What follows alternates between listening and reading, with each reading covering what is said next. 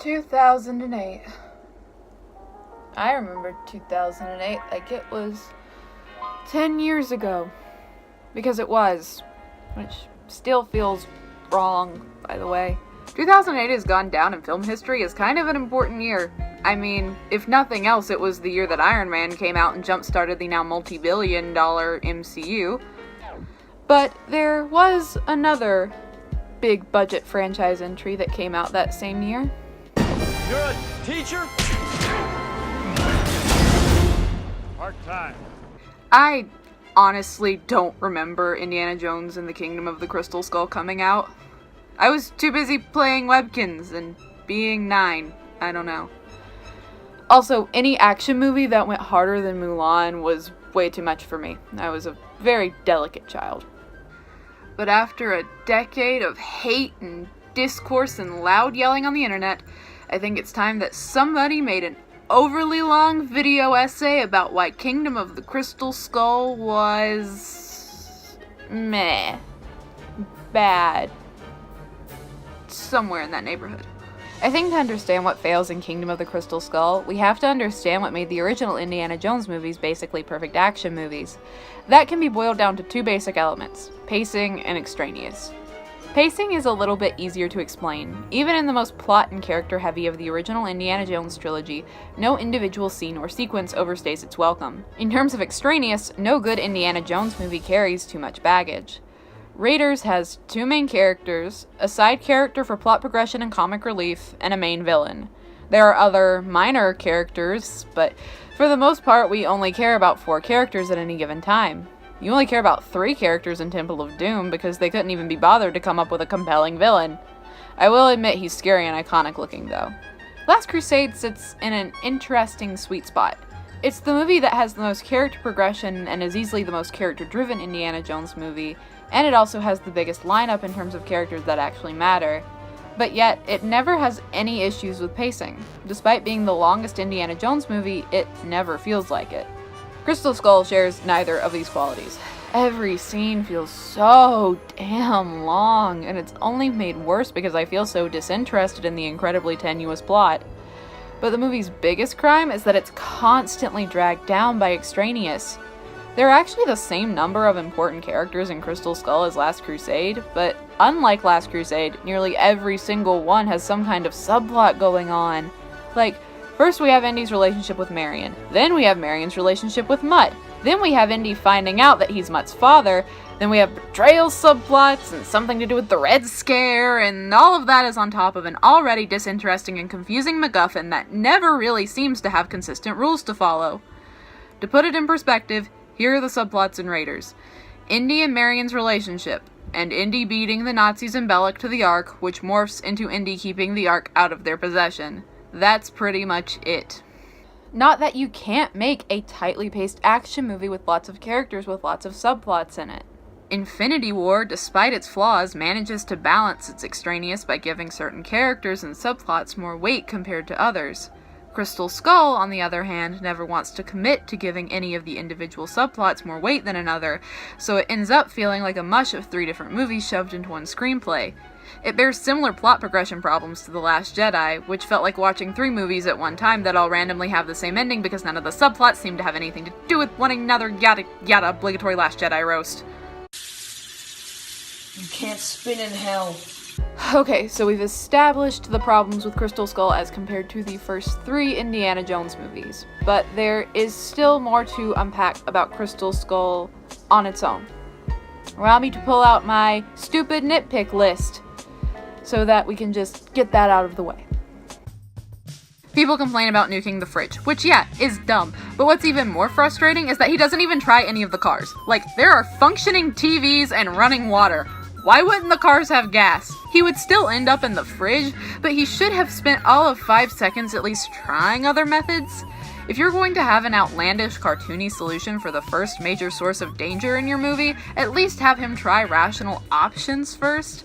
I know they taught really dumb things to people in the 1950s about nuclear blasts and the like, but to a modern audience it just makes Indy look stupid.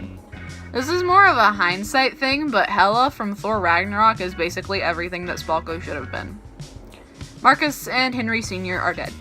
Yes, I know that Denholm Elliott had been dead for like 16 years before Crystal Skull was made and Sean Connery had already retired by 2008, but they didn't have to kill them off.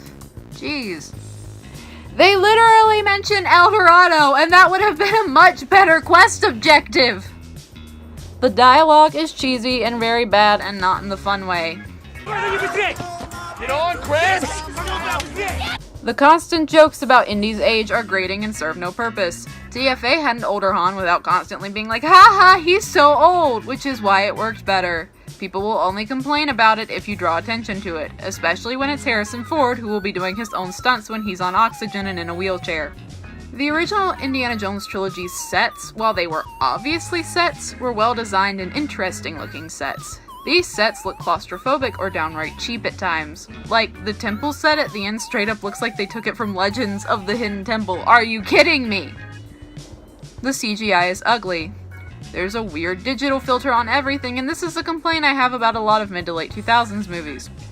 The dry sand scene is a plot cul-de-sac that goes nowhere and only serves to drop the "he's your son" bomb, which could have been done literally anywhere else. Why the hell didn't you make him finish school? Indy's a hypocrite and it's meant to be funny, but it's really not. Really, none of the humor lands in this movie. There is only one good joke. Don't ever do that again. Yes, dear. Characters, especially Marion and Indiana, act really inconsistently. One second they're fighting, the next they're all cuddly. In Raiders, there's a gradual progression to their thing. They go back and forth, but there's a good reason for it, not just them being moody geriatrics. I think Mutt was meant to have a maturation subplot, but it gets buried under every other thing going on in the movie. Monkeys and swinging on vines with monkeys. The skull has no real rhyme or reason to how it works. Does it mess with people's heads? How does it mess with people's heads? Does it only do it when you strap metal thingies to your head, or does it always do it just at a much slower rate? This isn't a huge problem, but it is distracting if you think about it for longer than a minute. How many waterfalls are we going to go over? Seriously, this makes the raft falling from the sky and snowboarding into the river from Temple of Doom look plausible. I have to return it. Why you? Because it told me to. When? When did it tell you that? In the mind reading scene? Why? Anything and everything to do with the aliens. Harrison Ford immediately stops caring after the aliens are defeated. You can tell that they filmed that part last because he's so done with it. Like, he's been done the whole time, but he's mega done now. The biggest example of Indiana being the worst archaeologist ever by destroying half of the artifacts he goes after. Also, the crystal skulls were a hoax. I know that wasn't like super known yet in 2008, but still. The stretching heads thing, however, is a real thing, but it mostly just makes me think of that moment from BuzzFeed Unsolved. Also discovered on the site were 200 elongated skulls, possibly the heads of shamans, whose heads were bound to that shape in an effort to amplify their ability to communicate with deities. I can't imagine that'd be a pleasurable experience. Also, you'd have to do that over like your lifetime, right? Probably. I can't imagine that's like a quick process. If I were like 5 years old and my mom was like, we're gonna start doing something now. It's gonna last a long time, but when it's all over, your head will be very long. I'd probably say, I'm good. I'll just sign up for karate or something. Which brings me to one of the biggest underlying flaws of Crystal Skull. It has the most real artifact in that we have crystal skulls on hand and that they aren't just rooted in some religious mythology, yet the movie is the most outrageous. I've heard the point made that Crystal Skull was aimed at a younger audience compared to the others, but then why not go for the obvious and grandiose? Kids aren't going to care about the skulls, but they probably have seen reruns of Road to El Dorado on Cartoon Network, and have at least heard of it. I'm also not entirely sure why they've only ever relegated Atlantis to a video game, and that video game also implied that aliens were involved. It's possible to go for the more sci-fi and cartoony. The original movies had their cartoony moments, but Crystal Skull has so much dragging it down that it's not just allowed to flow like the originals. What really makes Crystal Skull bad, though, isn't just bad CGI or poor pacing. Crystal Skull is cracked from its foundation. The plot is cluttered and borderline nonsensical, and the new characters are boring at best and unbearable at worst. Mutt is meant to be a big central character, someone who drives nearly all of the emotionality of the film, but he is absolutely the worst thing ever. For one, Indy already has a son. His name is Short Round. We already like him. Second, Mutt does almost nothing. He barely has any kind of character growth other than kinda sorta learning to respect Indy. Like, does he go back to school? Don't know. Does he grow up and realize the world is more dangerous than he thought and he's not nearly as tough as he thought? Kind of. He still seems to handle most of the challenges he faces with relative ease. As much ease as anyone else. If anyone needed a subplot that wasn't contingent on external characters, it was him. The old characters have problems as well. Marion goes from a cool, tough woman who holds her own just as well as Indiana to being a nagging mom archetype anytime that Mutt's on screen. There are still little hints of her forwardness in there, but it's really just a shell of who she was in Raiders. Indy feels off too, in a way that's a little harder for me to explain. It's not just Harrison Ford having issues with old age, because Han and Deckard are fine. In fact, Deckard is more sympathetic and likable in 2049 than he was in the original. And that is the conundrum that Kingdom of the Crystal Skull runs into. It has nothing better than, or anything that even matches, the originals. It is a completely useless film because nobody wanted it, not even the people making it. And that's why I think it got so much flack. Indiana Jones isn't exactly a weighty character drama. In fact, I'd argue that Star Wars is more serious and weighty than Indiana Jones. But they were fun, and the characters were likable, and the stuff that got a little iffy if you thought about it for too long was quickly swept away by another action scene.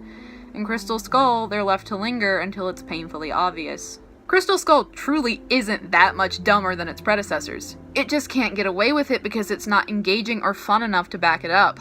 On top of that, it sat in development hell for a million years. Spielberg really didn't want to make it, but caved because he's BFFs with George Lucas, and it felt like every idea that got thrown into the pot wasn't removed for whatever reason. I think there were 3 ideas for the script. Aliens, father-son plot, and Indy and Marion reuniting in South or Central America. Instead of settling on one and finding a cool quest object to give meaning to the movie, they just shoved them all in there because they were too indecisive to actually pick something and do it. But 80s nostalgia is big right now, and Crystal Skull actually did really, really well at the box office, so they're making another one. 11 years after Crystal Skull and nearly 40 after the franchise started. But hey, Blade Runner 2049 was great, and TFA, while a little repetitive, at least felt like a Star Wars movie.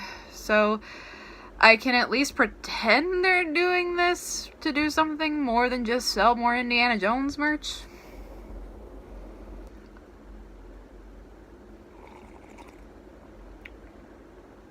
Oh wait, they don't make Indiana Jones merch. Well, outside of the Disney parks, I mean. So let them make Indy 5. I'll be right there in line opening weekend, and I'll be cheering and telling you all my hopeless INFP optimism was right if it's good, and whining on the internet if I was wrong. But the silver lining is, no matter what, Mutt will not be in the next Indiana Jones movie. Oh, Mutt is the worst.